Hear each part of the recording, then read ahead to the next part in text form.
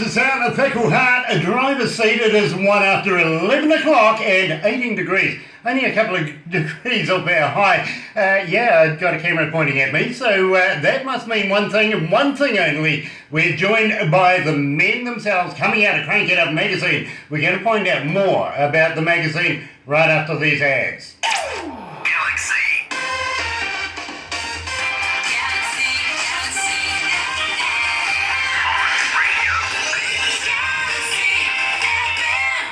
Listening to Galaxy107 FM. Yeah, mate. That's a good idea. Yeah, mate. World-renowned multi-platinum American rockers Everclear are excited to announce their New Zealand tour this October. Everclear will be touring New Zealand celebrating the 20th anniversary of their album, So Much for the Afterglow. Don't miss Everclear live at the Power Station, playing all their hits on October 1st. Tickets available from powerstation.net.nz. First they conquered Kawerau, New Zealand, reaching out to locals, spreading your business's message. Now, Galaxy FM are taking Kawerau to the world. Galaxy FM have teamed up with online publication Crank It Up magazine, which gives you advertising opportunities not only in Kawerau, New Zealand, but internationally. With over 1 million subscribers, you can now take your message to the world. Contact Terry by emailing info@galaxyfm.co.nz to find out about advertising locally and to the world. More music, more Galaxy. Next. It's 11:02. It's 18 degrees. 18 degrees. We're heading for a high of 20 today, and I'm joined by royalty. I really am. Coming out of Pennsylvania, Mr. John Rain. Now, let me tell you a little bit about John. He's an actor, director, producer, owner of Crank It Up magazine. Good afternoon, gentlemen. And also, Tom Stoops is joining us. He's going to tell us a little bit about Polestar. Nice to have you guys along. It's great to be here. Same here. How you doing? I am absolutely... Galaxy. Yeah, thank you for that, John. It is an absolute pleasure to have you guys with us. Now, we're going to be talking a little bit about the magazine and future movies coming up. Also, the movies that you already have made. When we first met you, I think it was The Exorcist 7th Demon, which we're still to see, to be quite honest with you. We can't get Amazon here. So we're waiting for you to actually put a DVD or something in the mail, but I know how good you are with mailing stuff, so I won't expect it this year, right? Hey. Here's your premise to talk, John. You can give me as much stick as you like. Go for it. What are you doing? You want to go? No, go ahead. No, go ahead.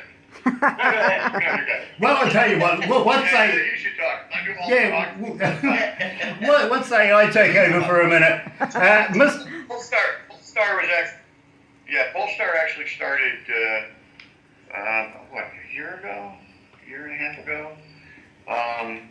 Because I was making low-budget films, and film is kind of my passion. It's my love. And I was working on shoestrings with different ideas, different concepts. I had some producers from way back in the day that wanted me to make more films.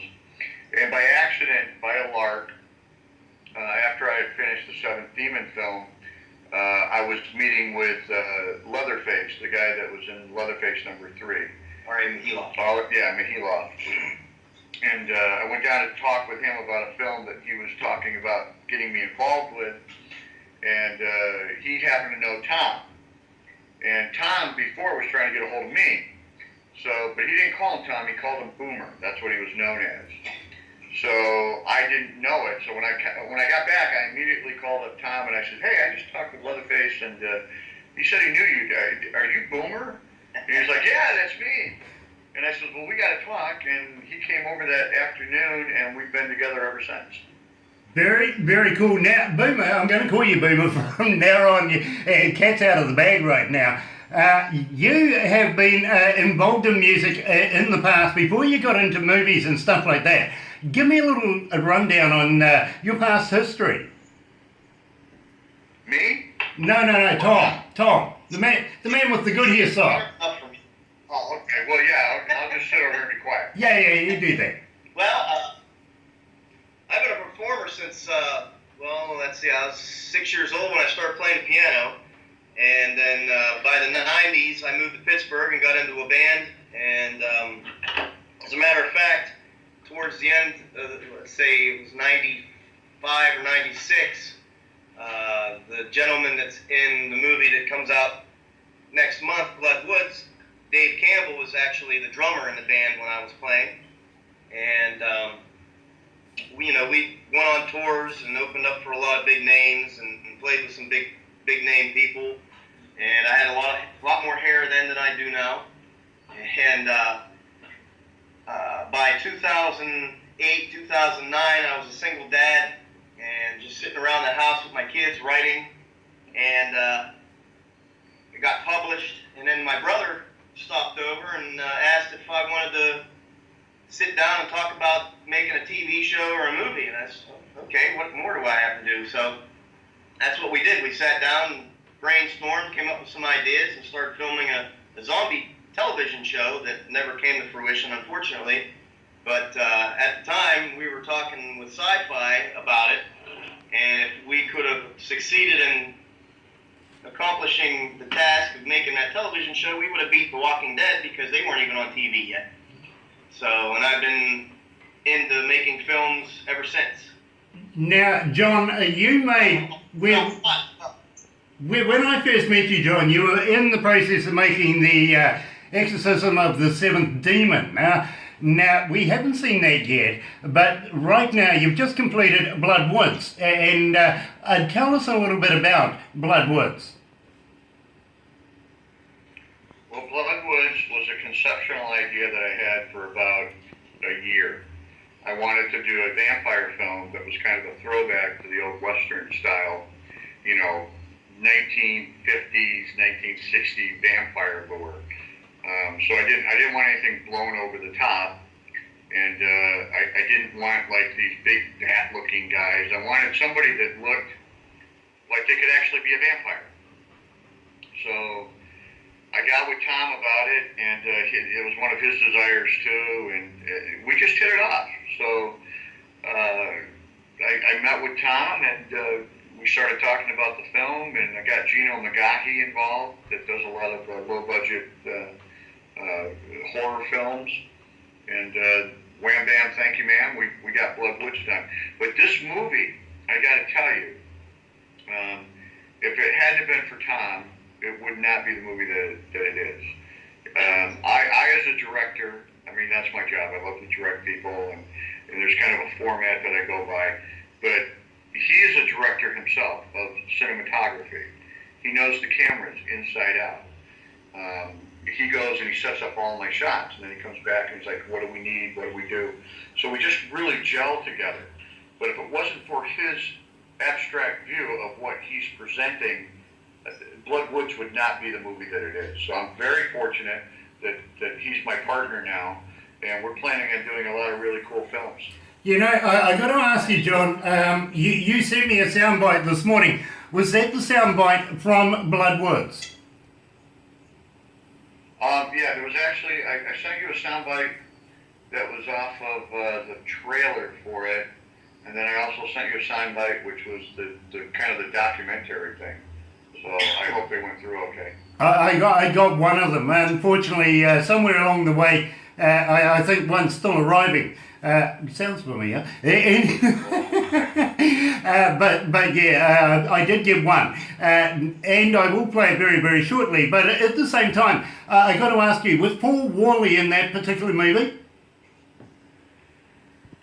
Paul Worley is. Paul Worley has become a very good friend of ours.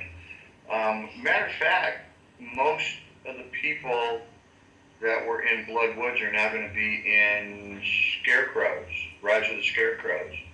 We like to keep our family close. We have like a real family atmosphere on our production set. And we like to use the same people over and over again. There's a camaraderie there. There's an existence of family that's there on the set. And it's a real ease of filming. We have so much fun when we film. You know, I gather you really, really do, because I've been following you quite closely on Facebook and other posts that we can get our fingers on here in New Zealand. And you seem to have a lot of fun in there. And when I received the soundbite this morning, there was a little segment there. I think it's from the bank robbery. Is that right? Yeah. Once again, that's some of Tom's genius. We originally didn't know if we were going to be able to actually film an actual bank robbery. So we originally sketched it out so that they were talking about the bank robbery after the fact. And this guy's a go-getter. He's a shark. And he calls me up and he goes, "Hey, I think I might have a bank." I was like, "Really?" So lo and behold, we called the guys, and they were really willing to let us use the bank. And he sat down in a matter of I don't know, a day, and he wrote out this incredible bank robbery scene, and I just fell in love with it. And within a week, we were filming a bank robbery scene. And same way with the ball. And he did the same thing there. Yeah, it's crazy. At the same time, you were getting publicity across the board. You had TV cameras and everybody following you doing this. It must have been rather unusual being filming. Yeah, we're used to being celebrities, you know. Well, I actually want to talk to you, John, about Quentin Tarantino. Now, apparently you two are becoming quite tight. Oh, well, I wouldn't say that we're pen pals.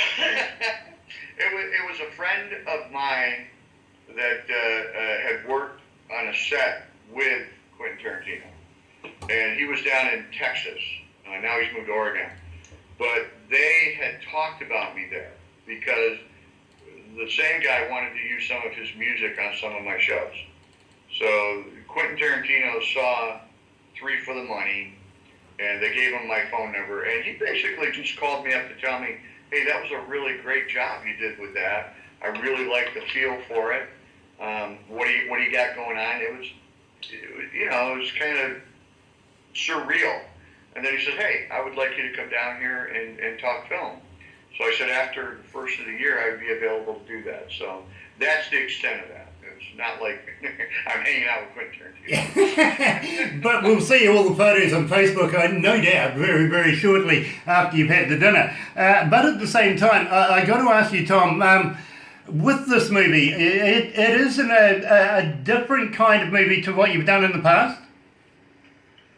No, I've always been a fan of horror, thrillers. You know, I've always been an Alfred Hitchcock fan, for one, and more contemporary stuff. I always enjoyed Werner Herzog's works.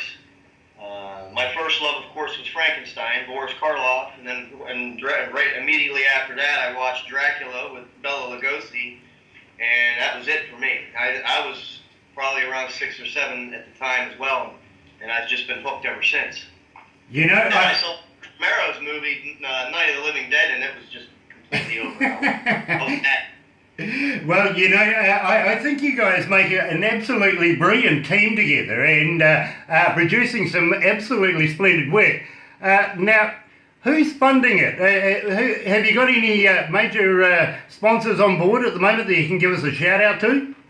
I do with Fortune 500 films, and a couple of them that stay in the background. They really don't want their names out there. So they created Fortune 500 films for that purpose. We got funding up to a certain amount of money. I am working, I can say the name now, his name's Jack Walsh. He's out of California. And he is looking at funding one of our bigger projects through Lionsgate Films.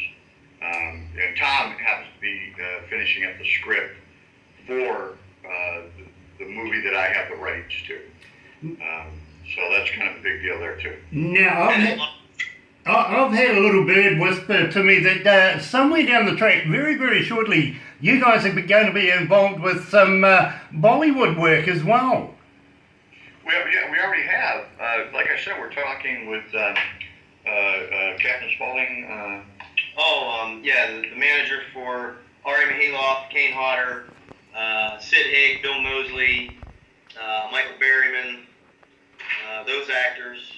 They are his management is fully on board with us producing one of RA's films.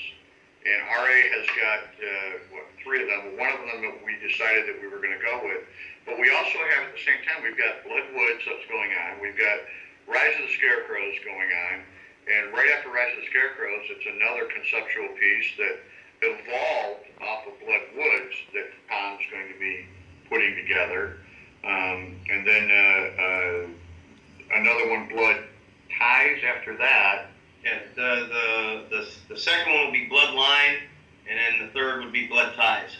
So basically, you're making a trilogy, basically, of one into the other. It envelopes into one big story by the feel of it. The only thing I'm wondering, John, is when am I going to get the email with my script? Well, that's just it. You know, you say we're developing the trilogy. The trilogy kind of developed itself. It's not like we sat down when we did Blood Woods and we said, okay, we're gonna create a trilogy out of this whole thing. We never said that. It evolved. It was like Blood Woods became bigger than what we anticipated it to be, and all these things added to it. And then, lo and behold, we said, well, why don't we tie in this character and create another movie around this and put that into it?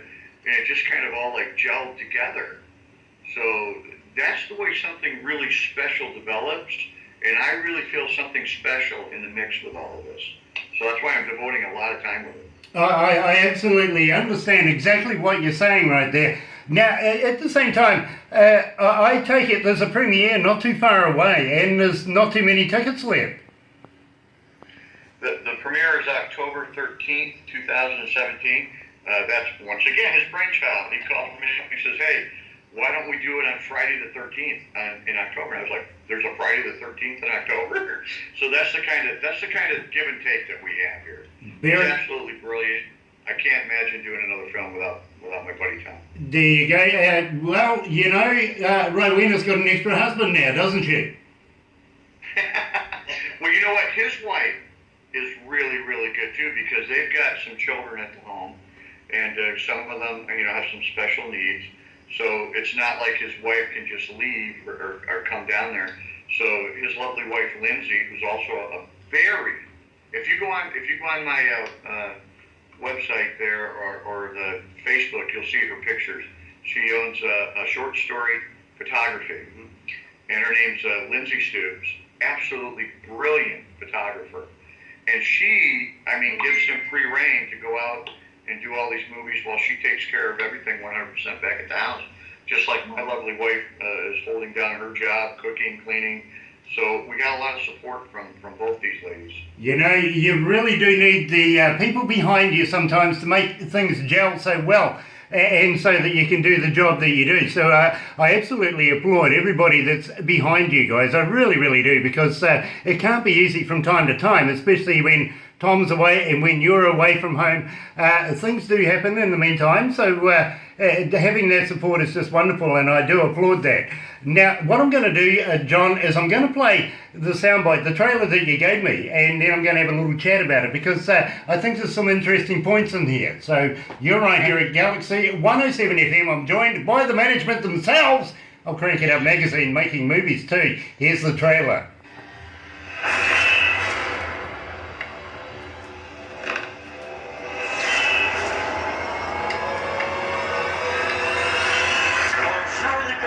It's only about a minute long or so, I just thought it might be a chance for you to grab a drink or something, if you're quick. I got a coffee right here. Yeah, good on you. I have too.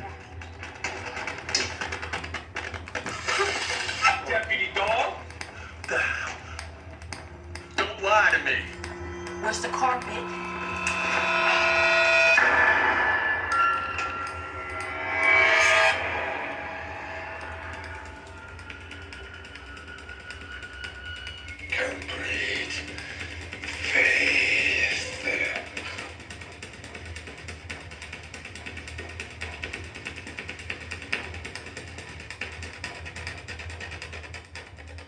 Ooh, sounds interesting. It really, really does. So set the premise. What are we looking at there?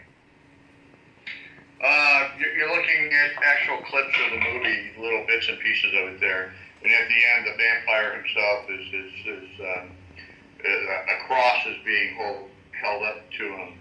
And the vampire is saying you have to have absolute faith in that to work on me. Yeah. Well, you really, really would too, because, ooh, that was rather bright. Who's having their photo taken? Can you see us now? Yeah, you know, there was just this flash kind of thing. Yeah. I'm sorry, Tom, it kind of emanated around you.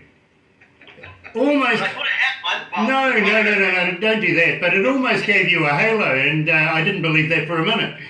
Yeah. I'm by far angelic, you know?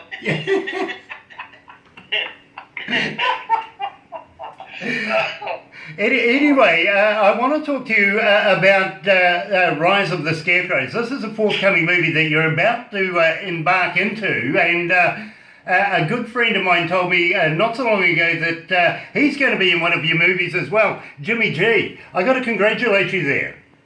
Yeah, from Craving Strange. Yeah. Yeah, I just talked with Mark about him. I didn't even have a chance to talk to him about it. We're planning on putting him in the follow-up movie because Mark was asking us about the script, and he's still working on that script. So that's the one that we want to kind of put him in a semi-lead role with. Scarecrows isn't actually my film. Scarecrows is Gino Magaki's film. And I think the first one he did was back in 1978. Don't know. It was early, and it was a very, very low budget movie.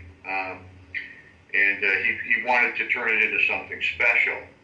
So he came to me and he says, John, I would love to have you co-direct this movie with me, with Cinema Epoch. And basically what we're doing is creating all the creatures, we're creating all the conceptual kills, bringing Tom Stoops into it for his phenomenal photography, and kind of like restructuring it a little bit so that it has a lot more impact. You know, I'm absolutely excited. I can't wait to see these movies. I really, really can't. I've been dying to see The Exorcist of the Seventh Demon ever since I've known you, John. I've been hanging out to see that. And now you've got my excitement up, especially for Bloodwoods. I really, really want to be able to have a look at that as well. As I say to you, I can't wait for my script. It may come in the mail one day with my trophy. Maybe somehow we can tie in the radio station and have you do a radio bit or something from over there. We could do that. We can definitely do that, and I would love to do that. Yeah, I would love to do that too. At the same time, we were talking about throwing me off a boat or something at one stage, weren't we? The throwing off a what? A boat. We were going to go fishing. Yeah. I said, what I'd like to do is get you over here and maybe like have you and I fishing in a boat, and then like maybe some creature or something grabs us or grabs you and pulls you in the water, and then I'm safe. I'm up for that, but I tell you what, John, now that Tom's heard this, I'm going to leave it in Tom's hands. He's got to make it happen. How's that? He's the go-to guy. He is the guy for that. Because I'm telling you, I don't mean not to be able to get back to everybody. I told Mark that today. I told him, says, Mark, I got your messages, but every time I go to make a phone call back, Tom, I will back me up with this. My phone is constantly going. And then I've constantly got this meeting or that meeting, or I've got to get this prop ready, or I've got people coming over. So my life right now is being like pulled like this. So I'm really looking forward to getting Scarecrows done and doing it in a really professional, timely manner, and then moving on to our bigger projects that we got going. Back to the magazine. At the same time, I would really, really love to be able to meet Gino as well, because I've become a big fan of his writing, and believe me, I read a lot of the stuff that is put up on the Crank It Up magazine, which is a good segue to get into the magazine now, because you're going to be taking a little hiatus with the magazine over the next little while. I presume about late October, early November is the next issue that's coming out, but you're going to be doing a few different things with it at the same time. Fill us in. We have a whole new look coming for the magazine. It's going to be redesigned once again, and depending on what we negotiate with our people that are coming after us for hard copy, whether it's actually going to be taken over and going into print. I've been talking about that for a long time. My daughter is getting extremely busy too with a lot of things personally, so I've been thinking about other ways that we can keep this thing going with not taking away resources that we have right now.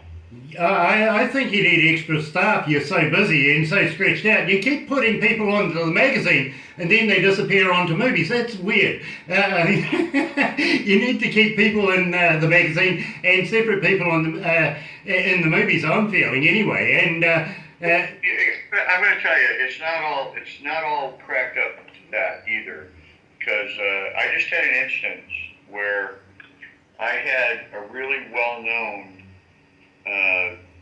artist that wanted to write music for Blood Woods, and he was very popular, comes from a well-known band. Make a long story short, management got involved, made things really sticky, and I had to back out of it as much as I didn't want to. So, I mean, it's not all, I've got all these bands coming at us, but what they have to realize is in low-budget films, there's not a budget to get contractual agreements with lawyers and all that kind of stuff. And it's I wash your hands, you wash my hands. In other words, if film does really well, then guess what? Your music's going to do really well. And that's what we have to offer right now until we get to the point where we're at a $20 million picture, and then we can start doing contract negotiations. I'm telling you right now, Grant, the movies that I put out are 20 grand and less. That's what they are. People think that we have hundreds of thousands of dollars that we're putting into a movie. We're not. We're at micro level. We want to get to the next level, but that's a whole different playing field. We're going there. People are looking at us now, but right now we're not at that level. Yeah, they hear you're a filmmaker and they're like, ooh, you got lots of money. No. No, by far no way do we have lots of money. don't worry, guys. I fully understand. Believe me, I own a radio station. Of all things, you would think it would make some money, but it pays the bills, and that's about it. If I'm able to have a beer at the end of the week, I'm very, very happy, to be very honest with you. So I know exactly what it's like being in showbiz. I really, really do. And I just want to talk to you about too, Grant, is coming up in October. I mean, we've already pulled in a couple of car places. I know there's Pepsi, Coca-Cola that we're battling in the magazine. Rolex watches. We had some big people there. And what I wanted to do is get with you guys so that we could put some like package deals together. And it's just like I haven't had time. I want to do all this, and it's something that I don't want to see right off in the sunset. But right now, the movies and the way that they're transpiring is where our time has to be right this second. So nobody's going away. Crank It Up is going to be big and better. And I think we have some cool things that your station's going to be able to tie in with Crank It Up with and be mutually beneficial, including advertisement funds. So I think that's all in our very immediate future. You've just watered my mouth now. You're talking language to me that I absolutely love to hear. I got to be honest with you. But at the end of the day, John, we have formed a brotherhood right from the very, very start. We've always been here for you, John, and we always will be. I feel as a tight-knit family from us here in New Zealand, you guys over there in America, you know, we're that close. We are. We could almost touch each other right now, even though that we're just looking at each other on screens. we have this relationship. Yeah, look at that, you know. Almost got there too. Almost. It was, you know, that was actually... Feel the power. Feel the power. It was almost scary. You should put it in a movie. I know somebody that makes movies. I'll talk to him for you. But at the same time, I want to talk to you guys seriously. Now, I know you're going to the Philippines to make movies in the future, John. What about bringing your entourage down here, down under, and doing something in New Zealand? I've got some beautiful places for you to have a look at. It's not a question of if we would, it's a question of how we could. First of all, if we go to New Zealand, we have to talk to the ambassador of entertainment there. And we have to get approval from the ambassador to come in to film there. Second of all, I think we have to have, I'm pretty sure we have to have one of the producers that actually is of origin there. So somebody there would have to kind of like sponsor us for X amount of dollars, and then we could come in and do that. These are things that, the same way in the Philippines, the only thing about the Philippines is I happen to be married to a Filipino, so that changes the whole ballgame. If I was married to somebody from New Zealand, that would make it a lot easier too. So yeah, Grant, if you got somebody there that says, hey, I want to sponsor them for, you know, $1,000 to come here, and then we could raise the rest of the funds and get with the ambassador of entertainment, we could actually do a picture there. Leave it with me. Leave it with me. You know, I kind of have the same drive as Tom does, to be quite honest, and I feel it would be a good thing not only for you guys and giving you a different kind of country to film in, but I think economically it could be viable for both sides right now, to be very honest with you. And I do know a couple of people in the film industry and also the government. And not forgetting, it's only 9 days away until the elections here in New Zealand, so I'm sure if they want to buy my vote, I might be able to do something here. Hey, there you go. Then we can get in the boat that we talked about. There you go. Yeah, absolutely. And believe me, have you ever heard of a taniwha? A what? A taniwha. Okay, let me tell you about this. Here in New Zealand, our indigenous folks are, of course, the Maori, right? Uh-huh. It is currently, at the moment too, Te Reo week, which is the language of the Maori, Te Reo, and their monster is called a taniwha. Look it up. Look it up. I recommend you have a look at this because it is something extremely different, to be quite honest. Now, you guys get into horror movies and everything like this. This is perfectly right up your alley. It's much like the Loch Ness Monster kind of deal, or the Sasquatch. It is a fable monster, if you know what I mean. But believe me, to the indigenous folks here, it is very, very real as well. Is it like an actual, like, Nessie? Is it a sea creature? Something like that. In fact, I've heard it lives in the Waikato River. Really? Yeah. Well, I know Tom, you got Tom's wheels turning. He'll be looking. Have a look. Go and look it up. Nice. Yeah, absolutely. Yeah, have a look at it because believe me, it could pull a few strings, and at the same time, I may be able to get a little bit of help from that indigenous folks to be able to get you guys here to do something if you're going to include something that is indigenous to New Zealand, if you know what I mean. That's really cool. Absolutely. It'd be really cool to get over there and actually involve your radio station. I know radio stations have been very successful in films. A quote one right off the top of my head would be The Fog, with the lady that ran the radio station out of the lighthouse. The radio station in the zombie films where the guy's warning everybody about the zombie apocalypse. There was another one where they were housed in the radio station and the zombies were attacking. So that would be kind of a cool thing to do something that way with your radio station. Let me throw another one at you. How about Clint Eastwood with Play Misty? There you go. Yeah. American Hot Wax. Yeah, and the list goes on and on and on. It really does. So, yes, you're onto it. And I would be honoured to be able to work with you in that capacity. I really, really would. You're off. It'd be a blast. It'd be a blast. Yeah, absolutely. Especially with your sense of humour. Well, I just want to go over there and share a beer with you, buddy. Yeah. Now you're talking. Yeah, absolutely. And you know what, Tom, I know John knows this, but we're in a little forecourt here, a little courtyard with grass and shops around us and everything like that. Now, we have to, by law, once a month, have a fire drill to make sure that the staff know exactly where all the safe places are to meet if there is a disaster here, like maybe an earthquake or maybe a fire even, which happens to be to the meterage, to the inch away from a bar. 22 steps. Ah, it's like in Shaun of the Dead, the Winchester. You'd be surprised how many times a different voice yells out fire drill and I'm the fire marshal. That's funny. That always makes the day a heck of a lot nicer, I got to be honest with you. Gentlemen, I'm going to have to wind this up right now because I got staff and a staff meeting I've got to go to, but I really appreciate meeting you guys. I want you guys to come back and keep me informed of what's happening with the movies and what you're doing in the near future. John, I dropped everything for this particular interview because as I said to you, your family, your brothers, we did have another band. They're currently in Germany. They can stay there for another week or two. We'll do them again. But believe me, John, anytime you want an interview yourself or Brandy and Sierra or yourself, Tom, anytime, just hit us up. We will make time for you guys because we believe in what you're doing. We really, really do. And we're happy to be your partners, John. Thank you.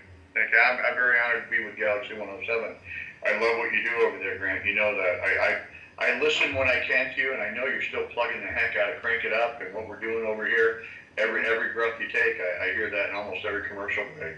So I really appreciate that. And we're going to be back online here before too long where things are going to be going a lot bigger and better. So it's just that ball. It's starting to roll right now. Yes, I fully understand that, John, and we are here for you. We really, really are. You do have family right here at Galaxy 107 FM. Now we have a new brother with Tom, and Tom, please get on to him. Tell him to post stuff to me. I'm waiting for it. I have been since Christmas time. Didn't even wait. I know your soul.